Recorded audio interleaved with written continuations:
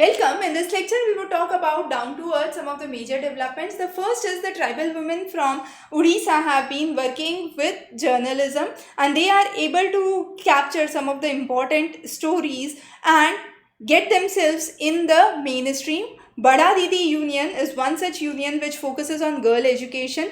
Jungle Rani is a social media based news platform and that has been brought with a tagline, Our Story by Us for Us, and that's the basic idea for bringing journalism.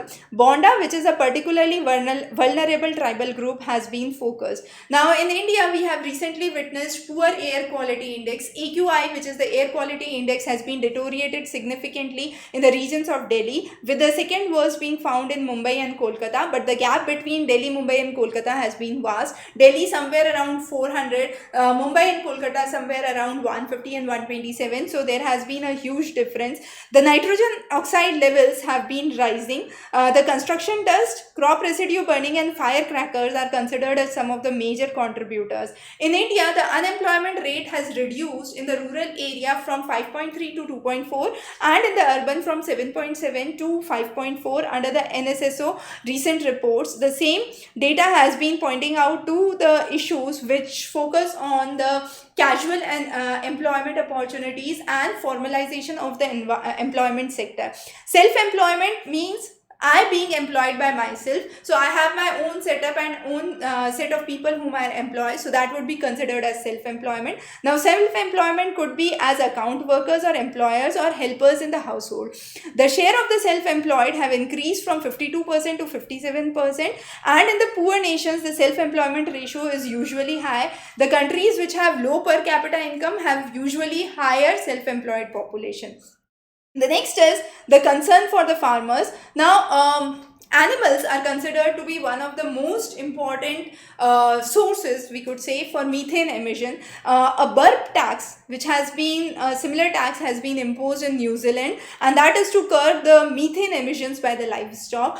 Curbing the pine plantation to offset the carbon emission is again such an initiative. Even in Poland, there have been such rules brought up. Ukraine grain farmers are protesting for cheap imports. Farmer citizen movement has been seen in Netherlands. So across the globe, there have been various agrarian movements going on. Now, the recent Israel conflict, we have seen that Gaza is now left with only 4% of the potable water, which has only 4% of the potable water, is in a significant tragic state. We also see the impacts which have been because of this issue. The global prices have risen by 6% as the Gaza war began.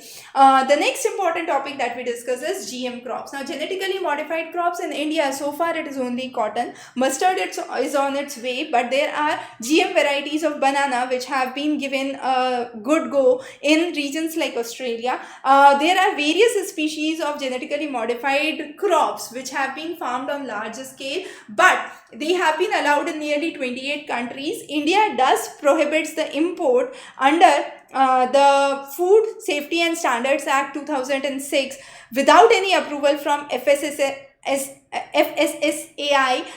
These GM food cannot enter into the Indian market. Now, if we talk about the imports, in India, the fruit and vegetable import has increased significantly, as you can see during the picture here. And the vegetable imports, which was a very high during 2020, is now at a better decline.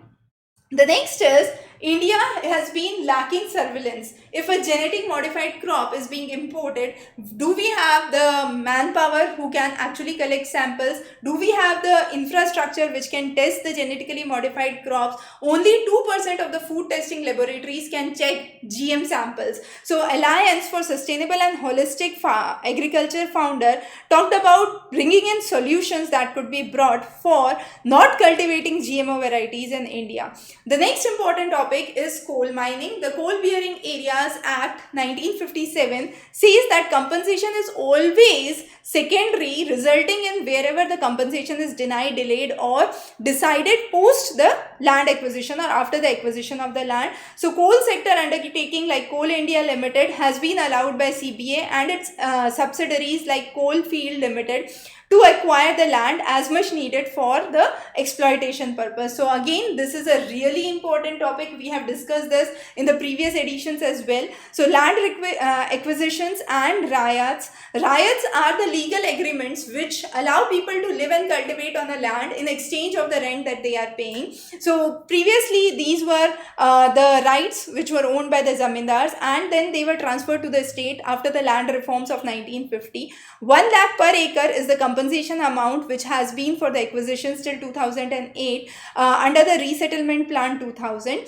So the revenue department verifies the village, the khata number, the indicated area on the land use plan, and the tenant and the name guidelines. Job per 2 acre, a very important case study which is given. So this is the Ichhakdek. They actually are focusing on the various families whose land has been acquired by the coal limited, and they are working with the revenue departments for possession of certain documents. This is in the regions of the Kelda village. The cultivable plots in this village for mining have been acquired for underground mining projects, mainly in the Jharkhand collieries.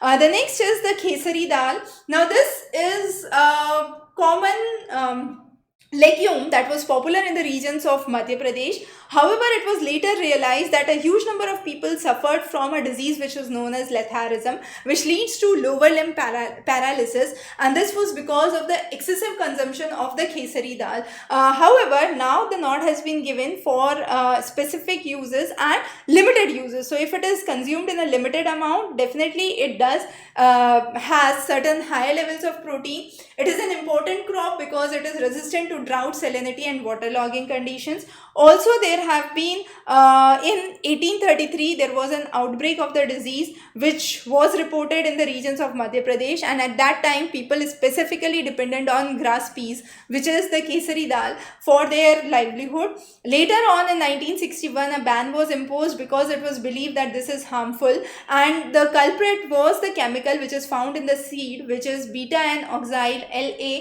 beta-N diaminopropanoic acid, which was part of this grass pea and was considered as the cause for letharism. The ban on the human consumption was then introduced. If this is soaked in water, 80 to 90% of the toxins are actually reduced. There have been various varieties which have been launched, and to 2021 only incidental presence of the legume in other grains was seen, and this was a notification that was laid forward. Scientists are working to move forward with improved varieties and reducing the amount of the chemical that is really present in it. Then we do have a new sewage water treatment center. Now this aims to focus on reducing the effluents, bringing in more considerations for land availability and cost, and India's treatment capacity. So there are 4 important projects that have been considered so far. We relied on projects like activated sludge, planted drying, soil biotechnology and upflow anaerobic sludge blanket. However, there have been developments, for example, sequencing batch reactors, moving bed biofilm reactors. 2 such developments have been seen in Andhra and Telangana. Hyderabad has upgraded the existing sewage treatment center near the Durga Chevuram lake. In Bihar, again, they have been replaced by sequencing batch reactors. Similar developments have been seen in Maharashtra, Goa, Haryana, Bengal and Uttarakhand. The choice depends on the project, the quality requirements, the land availability, the energy and the cost. So there have been new technologies, for example, membrane bioreactors, moving bed biofilm and sequence batch, which is SBR. Based on this actually processes the suspended growth, the attached growth and the suspended growth, and then the further characteristics which are given in table. Extremely important for this year's prelims examination. You must have this table by heart. Really important. So membrane bioreactor has the highest rate of filtration. It actually breaks down the organic matter by converting it into carbon dioxide, water and biomass. However, this technology is highly energy intensive, expensive to operate, but also has a production of high quality. Moving bed bioreactors takes place in a bioreactor with plastic carriers which have microorganisms that can attach and thrive, where microorganisms actually attach and thrive. So it facilitates distribution of wastewater and oxygen and helps the biofilm to freely float within the bioreactors. The absence of the membrane shows that there is limited sludge requiring lesser energy for operations. SBR is a high efficiency comparable to the moving bed reactors. It requires higher automation and process control, thus has a flexible operating module with diverse water flows and composition. It requires a smaller reactor volumes, reduces the footprint and the construction cost. The next is Amazon. Amazon has been an area where we had discussed in one of the previous lectures how tipping point is reaching. That means tipping point is a point where when once anthropogenic activity actually boosts the changes in the climate, but at one point a equilibrium reaches, after which the environment affects itself. There is no anthropogenic activity. Even if it is not involved, there would be certain changes that would appear, and this is one of the major causes for sequence of floods and droughts in the regions of Amazon. So Amazon has been in a transition from anthropogenic to dominated regime, and this has been seen with frequent and severe droughts in the region. 26% of the rainforests are already deteriorated, which have high rates of deforestation and degradation. This has been extremely disastrous, not just for Amazon or South America, but the entire world. There have been killing of the billions of trees, and this has affected some of the most endemic species. The mortality of the pink dolphins in the Marimbrowa reserve has been very high. There have been one of the largest areas, which is the Manus area, has seen huge smokes of wildfire. This has again led to some of the worst wildfires on record in 2023. So Brazilian government has asked the indigenous people who have nearly 63 tribes to declare a climate emergency, as drought and heat waves have been killing the indigenous people's lives and their livelihoods. Again, the river discharge in the far off areas, there has been a shutdown of the discharge into Atlantic Ocean, and in some cases there are doubling of the discharges. This has been affected by the intertropical convergence zone, and there have been patterns of spring and summer being the seasons for the onset of the monsoon. So monsoon is usually delayed during the southward migration. The next is in India, indigenous cattle, and its importance is really important. We are moving from exotic to crossbred to back to indigenous varieties, because these are the ones where the lowest level of antibiotics and chemicals could be given. So we are moving towards Rashtriya Gokul Mission, which was implemented in 2014. Nand Baba Milk Mission in UP in 2023, where a grant of 40,000 was given to the farmers to purchase indigenous cows. Mukhyamantri Pragatishil Pashupalak Protsahan Yojana. Then we have conservation and development of indigenous cattle like the Sahiwal and the Behali cows and the Murrah buffaloes. Then we have Deshi Gopalan Protsahan Yojana, which has been recently released by Bihar for breeding of indigenous cows, prioritizing milk production and conserving the native breeds. So this is a table which shows the productivity. Definitely the productivity for the exotic is very high, but we do see a very high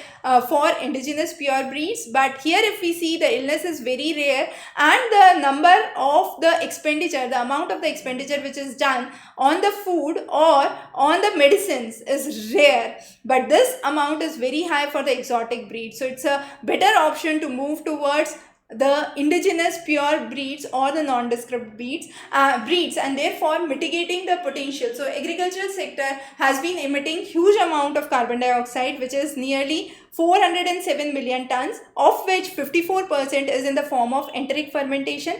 Indigenous varieties actually have an emission of 28 plus minus 5 kgs, but the crossbreed have 43, which is a very high proportion. So again, for environmental purpose, we could say indigenous breeds are much better. They are smaller in size, they have efficient metabolism, they do can thrive in smaller holdings and have lesser carbon footprint. So these are definitely better than the other. The next is adaptation finance. The latest United Nations Environment Program report says that this finance is needed for the developing countries is nearly 10 to 18 times higher than the current flow. And the COP28 issue talks about the issue of adaptation gap, which is the difference between the estimated financial needs for adopting a climate change and the actual financial needs, which has been a very high gap. Now, model cost for adaptation and the doubling the current adaptation finance is really important.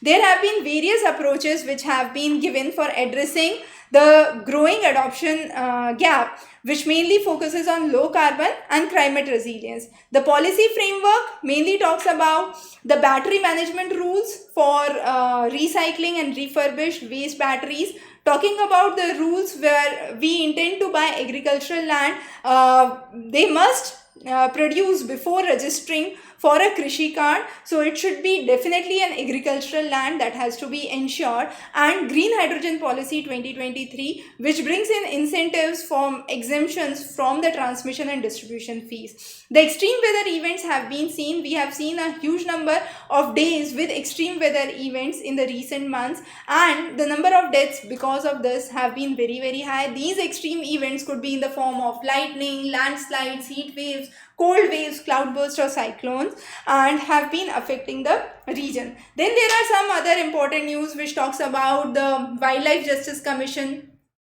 which talks about the journalists and the issues related to it, the H5N1 viruses for influenza in the regions of Bird Island in Antarctica. Then we also have some of the news from Peru, the Titicaca Lake, which has a record drop in the water levels which have been registered, and the storm Ciaran, which has been driven by the jet stream in the regions of Atlantic Ocean, causing heavy rain and floods in the regions of Europe, mainly Ireland, Britain, Belgium and Netherlands. So those were some of the key things that we have discussed in this Down to Earth edition. The handouts are available at Examrace, and you can definitely follow the channel for monthly updates on Yojana, Kurukshetra and Down to Earth. Thanks again for joining. Have a wonderful evening.